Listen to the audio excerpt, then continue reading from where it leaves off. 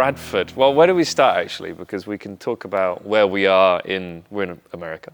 We're in California. We're very close to my home actually. You know, I drive down here. It's a little bit further now. I live in Calabasas, but it's like an hour and a half to come here. Ant lives around the corner. We are... Don't tell people where you live. No, but we're kind of 45 minutes, should we say, from LA? Yeah, we're south. If you land in Los Angeles airport, you can get off the plane and get to this workshop in 45 minutes. I've known Jenson for a while publicly, and we've got a few friends in common. So years ago, I started following him on social media, and then I moved my life to America. I think it's going to be 7 years in January, which is wild to me that 7 years ago, I moved my life to a different country. So did I. I went to a car show in LA and bumped into him 7 years ago. And we connected, and he'll probably give you a different version. No, you were on stage. You were doing, what were you doing? Q&A? I don't know, but it was incredibly funny and engaging. It was really good. I was like, what is he doing here? Dick. English bloke, you know, I know he does stuff in the UK, car shows, and then he's on stage with Mike. With MB. You were with MB? Yeah, bossing it probably. With the Brewermeister on stage, and I was like, what are they doing? It was like some local thing. It was a big thing. There's lots of very expensive cars there. There was a nice car show, yeah, I remember the car show. We reconnected, and then, we'd met up a couple of times and socialized a couple of times, and Jenson's married an American. So Jenson's obviously established his life in California, and Brittany and Hendrix and Lenny, and this is his family, and I've done the same. I have a little American kid as well now. It's wild to me because they have American accents. Yes. Drives me crazy. But the thing is, this wouldn't have happened if it wasn't for my wife, Brittany, because Ant said, I've got an idea. I want to, I'm working with a couple of people on this new project, which is exciting. I'm like, and I'm so busy doing all sorts of different things around the world. This is when I retired from F1. Yeah, washing his hair. Washing my hair, trimming the beard, all of that sort of stuff. And Britt said, just hear him out. It sounds exciting. It could be this thing that you can really sink your teeth into after F1, because, I have to admit, I struggled after F1 because I was like, this is great. I've got a year. I don't have to be stressed and think about where I've got to be for the next race and all of this and the pressure you put on yourself. But then after that year, I was like, bored. What am I going to do? And there's lots of little things which I enjoyed, but nothing I could really sink my teeth into. And so we talked it through for a few days, and I was like, yeah, I'm in. And that's how it started. The history of Radford is really interesting. It was a company founded in 1948 by a guy called Harold Radford. They produced the first car, which was a coach-built Rolls-Royce, which they showed at the Earls Court Motor Show in London. Then Radford did lots of coach-built collaborations with some big brands, Aston Martin, the shooting brake, Jaguar, Ford. And then by the sort of 60s and 70s, it became really cool. They did a Radford-bodied Mini, which had really big celebrity following. Every member of the Beatles owned one. And then sort of late 70s, early 80s, the brand disappeared. It was last in the custody of H.R. Owen, randomly owned Radford in that period. A couple of years ago, actually probably 3 years, feels like 10 years ago, about 3 years ago, we'd been working on reviving the brand and, behind the scenes, making sure we document the history, protect the IP in readiness for a relaunch. And then a small group of us got our heads together, including this fella here, and we were like, hey, do you want to start a car company? It's going to be inspired by that original Radford brand, but it's going to be based in California. It's still got a heavy Anglo-American feel. We still use a lot of engineering partners in the UK, and of course, we're both Brits that represent the UK out here. So 3 years ago, we put our heads together. Let's revive this Radford brand at a time where coach building's back and heritage is back, and here we are. We actually launched the car 2 years ago. Oh my God, it feels like 20 years ago. Oh my God. I'm grey. Yeah. You're not actually going, well, you're going a little bit grey. Well, you spend a lot more time here than I do. That's why you're more grey. I got a little bit of grey for the days that I am here. Yeah. He steps in, gets 2 grey hairs. Every time I come. I'm here every day. But it's not easy. It's really not easy when starting anything, I think, any startup. But especially a car brand, there's so many moving parts, excuse the pun. It's been such a wonderful journey. After my career in F1, you know, I loved the engineering aspect of it. I love learning new things and developing with the engineers and building a car around me really that worked and gave me confidence. So that's why I got excited by this opportunity of working with Ant and the team on developing a car, doing all the test driving, obviously being part of the business, but driving the cars as much as I could on the road, on track, developing, telling them what's not right, what's going well. The Pikes Peak car as well, the first days of testing, it blew my mind. Getting in a car that I've been part of to develop, I'm now sat in 700 horsepower, 900 kilos, and it was just bonkers. So it's that childhood love for something, you know, wanting to achieve something, and I have the skill set to do it. It's exciting, but actually to be part of a coach building company that you are part owner of is something else altogether. A lot more stressful, but I think at the end of it, you achieve so much more. You know, you achieve so much more when you build a car and you develop it, something that you like, that you know the customer's gonna like. And if not, they're not the right customer for you. You know, there's thousands of individual components that collectively build one car, and he is across pretty much all of them. And, you know, his opinion matters. We've made multiple changes in direction because of Jenson, and he's also a guy that randomly turns up and, you know, he sweeps the floor and answers the phone, and you know, he is a huge proportion of why this business exists, and he's not just the driver.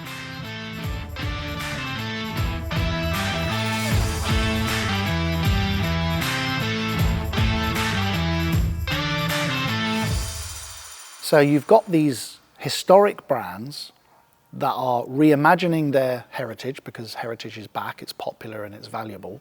And I'd noticed that Lotus at the same time hadn't.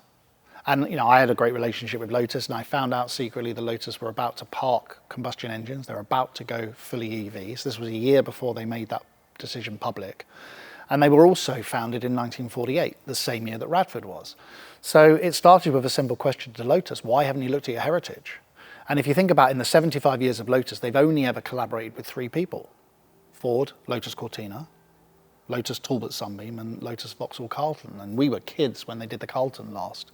So, hey guys, before you shelve the Exige Elise Evora project and go fully electric, would you like a last hurrah?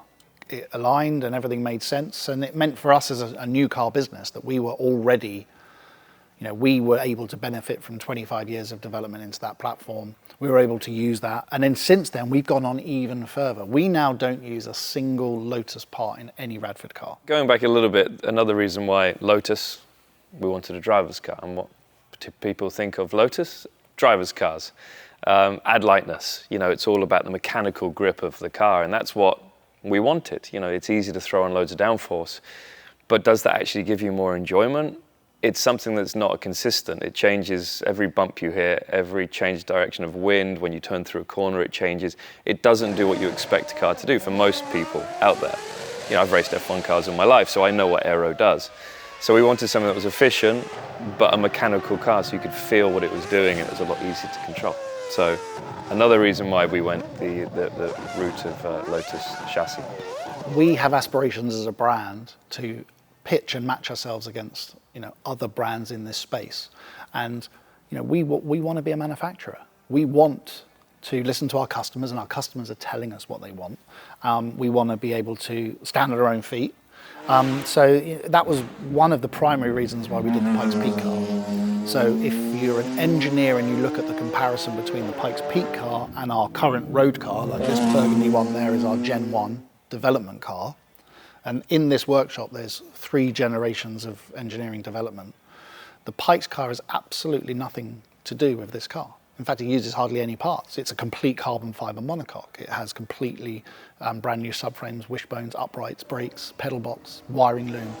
So one of the Pikes Peak exercises was, how do we take what is already a really cool, fast, lightweight supercar and make it even better, and lean more into Jenson's world, that lightweight race car world, because that's what the customers want. The Pikes Peak build, if you look at it as an isolated build. Can we just say it didn't take 90 days to actually build a carbon fiber tub and build every single part that connects to it?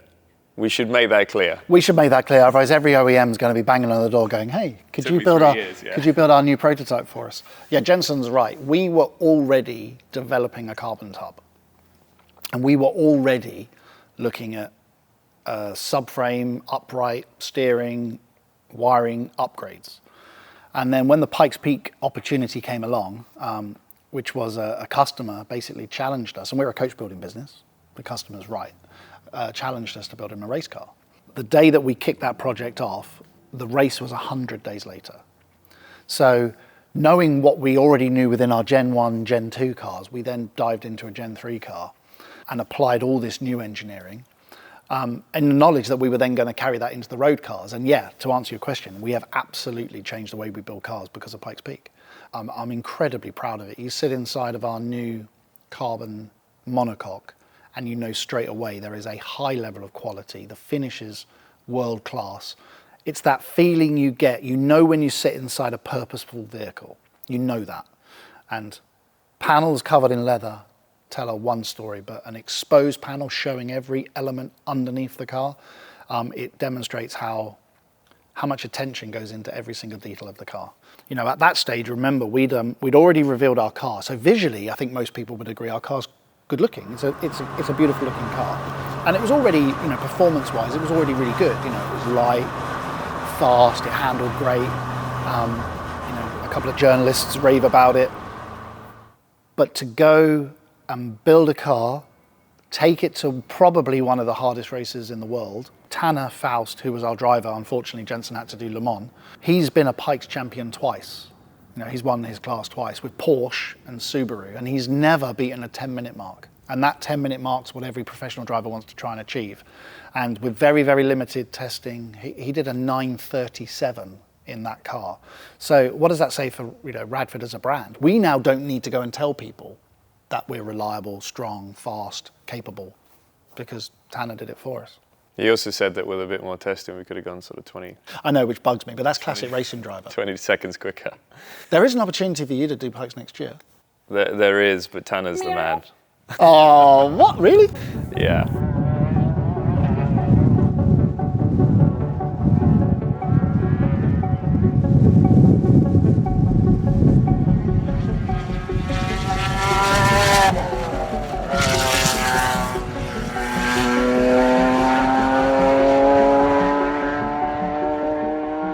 Seeing the car at Pikes Peak achieve what it did was amazing.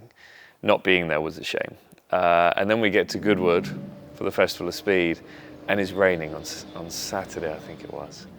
And we didn't have wet tyres. We only had slicks. Yeah. And I'm like, I'm not going to drive up the hill. And they're like, well, you know, people are going to want to see it go up the hill. I'm like, I'm on slick tyres. You're ice skating up the hill. And it was like an inch of water, so I drove up slow, so gutted. And then finally I got to drive the car on Sunday morning, which was just, it was so special. That for me was the most special moment I've had with Radford. You know, driving a car that feels awesome, sounds just bonkers, and looks amazing. And that you had a hand in building from a blank piece of paper. Yeah, and I know that a lot of people loved watching it go up the hill. So that was probably the moment for me when I got to the top of the hill and got out and looked at what we'd created. I mean, it's a bonkers looking car. It really is. But that was very special. I love you coming back down from the top of the hill with Tanner driving, but you're sat on the seat. Well, that was the next run. So it was, funnily enough, it was in the same run as my Garage 56 car that I raced at Le Mans. So I was in the Garage 56 car, up the hill, blew the tyres from doing a burnout. So I got to the top and it was sat on the diffuser. So I'm like, I can't drive it back down. So Tanner went, come on, jump on the. I loved it. That picture is jump really... on the door sill, and I jumped on, and it was just like, this is just wicked. Holding onto the roll cage, going down in a car that I've been involved in building. But the thing for me that I love from a racing driver's point of view is when you get in the car and you're looking out through the window, whether it's the two-seater or the central seat, and you've got the curved glass and you see the wheel arches and you're staring through the wheel arches, it feels like you could be on the Mulsanne Straight in a 1960s 96 Porsche or a 1970s 962 or whatever. It's so special. It's such a special feeling when you get in that car. I'm so intimately abreast of all the tiny, minute engineering. The bits that you don't see is what I'm probably most proud of. Our upright and hub and wishbone and damper. You could take that off, put it in a glass box and stick it in the Tate Modern. It is an absolute work of art. And every single part's been optimized because we're driven in this first car to follow Chapman's ethos of saving weight. And it's no coincidence. And it's funny because we end up with an ambition to engineer a car that suits Jenson's aspiration to be a driver's car.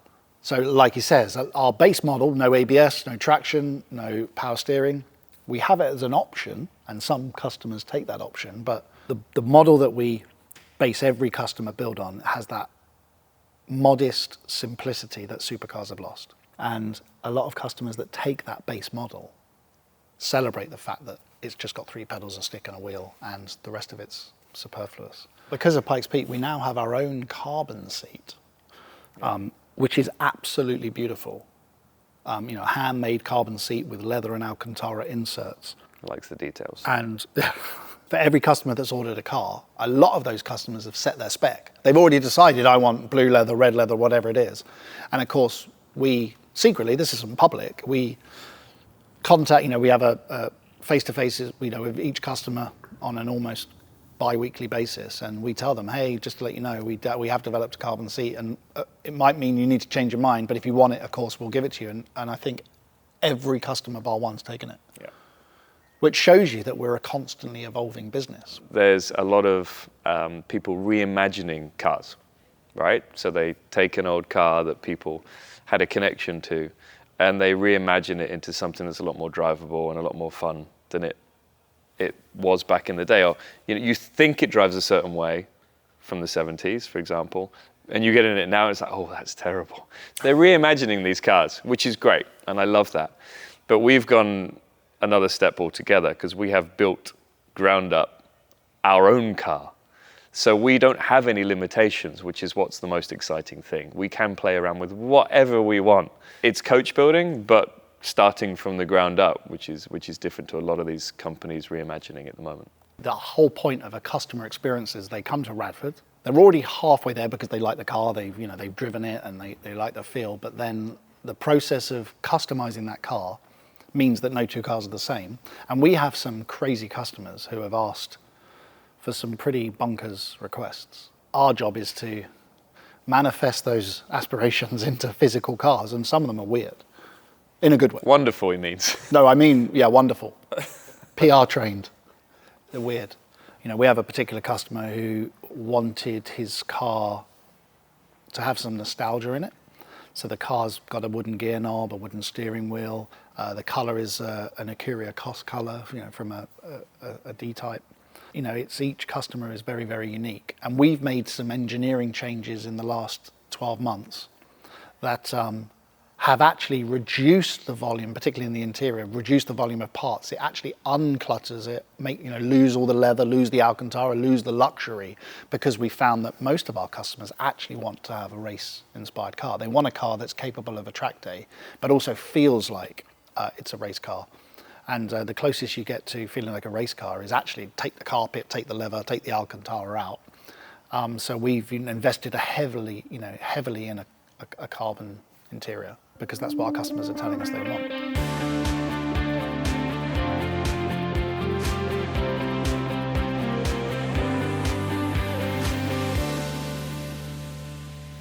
Working with someone like Jenson is absolutely critical, and I can categorically say this business wouldn't be successful without him. And that goes for every single pillar, every single person that runs, works at Radford as a table leg that everybody relies on. And as we're blowing smoke up each other's asses, I would like to say that we actually wouldn't exist. We wouldn't exist if it wasn't for this man. But you should maybe tell them more about how nice I am. No, that was it. Oh, right, okay, fair enough. We're business friends. What a dick. It's been a really, really tough journey, harder than I could ever have imagined it would be. What you've got is a small team of really committed people that are driven for the vision of what Radford is, and it's so amazing to see that vision come to life. And I believe that the concept of OEM bulky builds is a prehistoric way to build cars. You get so much more achieved with a smaller team, you're way more nimble. The SAS is 4 people for a reason. We have enough talent here to build the cars, so don't worry. It's not me building them. It might look like it on TV. I've got a spanner tightening up a nut. Yeah, we secretly. But it's not real. He has like a tracker on his ankle. If he goes near the workshop, it sets off an alarm. We've got a lot of very talented people that know exactly what we need. Won't mention any names, but they know who they are. We can mention names. We can. We can, yeah, because I think that's what our secret sauce is. Like everybody mentions how small we are, right? Yeah. And that's because we carefully select people that are world class and that are the best at what they do. And you can see it in our car. We collaborate with the world's best partners. For me, Joe Scarborough.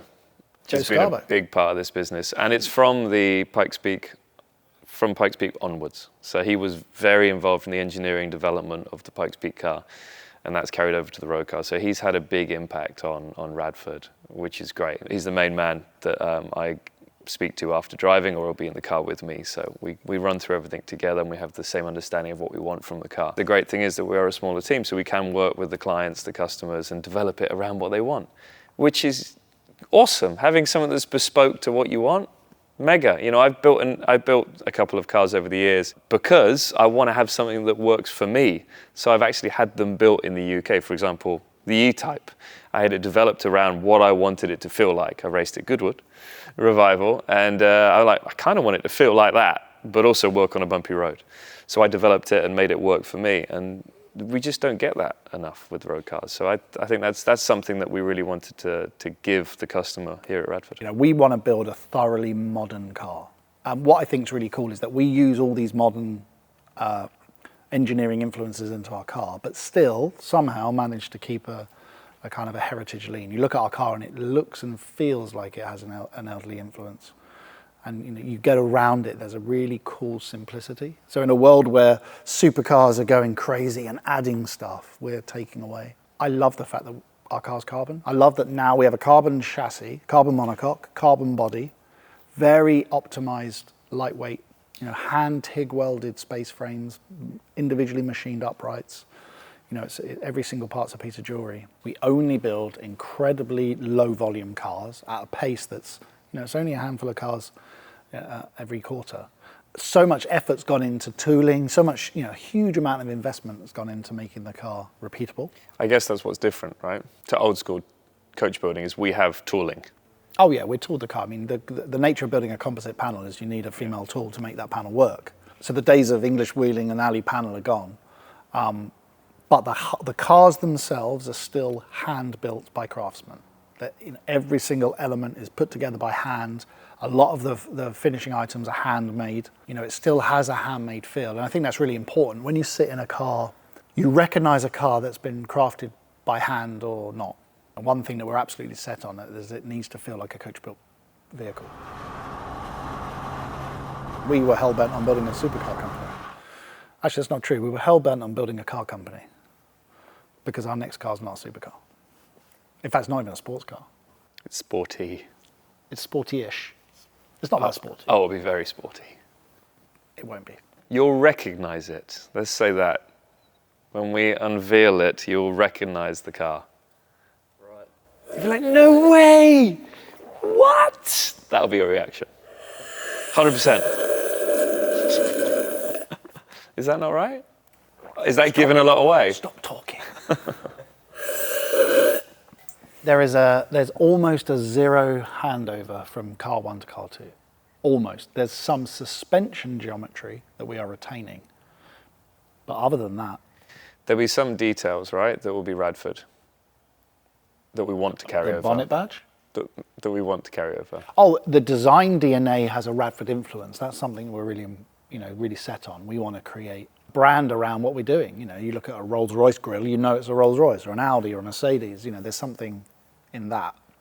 But from an engineering perspective, they're night and day. The exciting thing for us as a coach building company is we don't have to solely work with one manufacturer. So we can jump around and possibly work with manufacturers OEMs, that can't do what we do on such a small scale. So that's exciting for us. It's also exciting for manufacturers because we've had quite a few come to us with ideas, or we've sold ideas to them. on building something that's very limited, very customized, and very different to what they normally build, because they just can't get it past their board mostly. JB's right. The history of Radford is not limited to a single brand. You know, Harold Radford created a brand from 1948 till the late sort of 70s, early 80s that worked with multiple partners. And they're very, very different. You know, a Rolls-Royce is different to a Mini, and a Ford and Bentley, Jaguar, Aston. So we're embracing that eclectic opportunity. The next OEM that we have partnered with, I think, is remarkable. They're a brand that very rarely partners, which stands testament to the type of things that we're doing. And, you know, as Jenson says, you know, there's this opportunity to collaborate with Radford as a halo brand, to go and do something that's, you know, the reason why, you know, a lot of these engineers are in the car space is because as a kid they loved cars, and they land up at, you know, big factories building thousands of cars every month. You know, this is a welcome relief, because what we do here is creative, aspirational, super low volume, incredibly high end. It's the cool end of the car market. The problem is it's always tough, because you're always looking for the next new thing that's exciting, that we're going to love, that customers are going to love. So there's always something you're searching for. Yeah, we are constantly evolving. So yeah, we need to have a date in the diary, like a monthly thing or a weekly thing, where we sit down and go, let's just look at what we've achieved and where we are right now. We've yet to do that. Yeah. Well, you and I had a little margarita at Pebble Beach. Yeah, a little. That was actually the biggest margarita Buckets of margaritas, yeah. It's good.